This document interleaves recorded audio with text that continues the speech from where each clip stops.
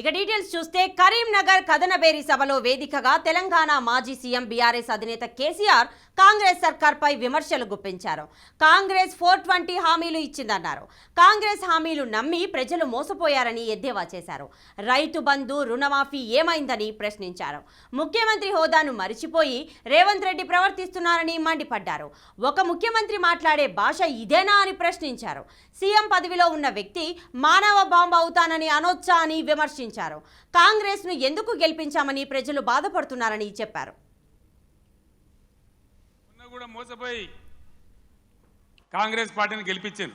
ఈ రోజు 3 నెలల లోపలనే 100 రోజుల్లోనే ప్రజలు ఏం జరుగుతుందో మీకు తెలుసు. మీరందరు గ్రామాలలో ఉంటారు. ఏం మాట్లాడతామంటే మేము ఎక్కువ ఇస్తాం, మీకు 6 సందమామలు పెడతాం, 7 సూర్యులు పెడతాం అని మాట్లాడింది. రైతు బంధు 15,000 వేస్తాం, కళ్యాణ లక్ష్మికి తులం బంగారం కల్పిస్తాం. ఇవాళ నోటికి మొక్కాలే 420 హామీలు ఇచ్చింది, బయలుదేరిండు. ఇవాళ ఏం మాట్లాడుతుండ్రు?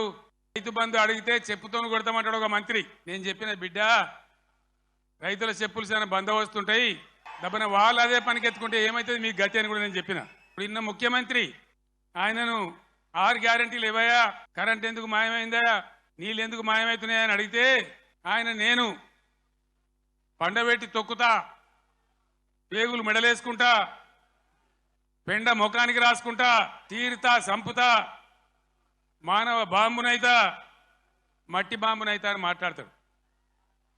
ఇంత అసహనమా ఒక ముఖ్యమంత్రి మాట్లాడవలసిన భాషనా?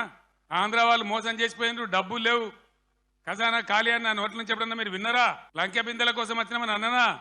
ఎవడన్నా ముఖ్యమంత్రి లంకె బిందెలని మాట్లాడొచ్చునా? నీకు ఏ పరిస్థితి దొరికిందో ఆ పరిస్థితి మీద ముందటికి ఒక మార్గం వేసుకొని ఎట్లా దాన్ని చక్కగా చేయాలో చేయాలి.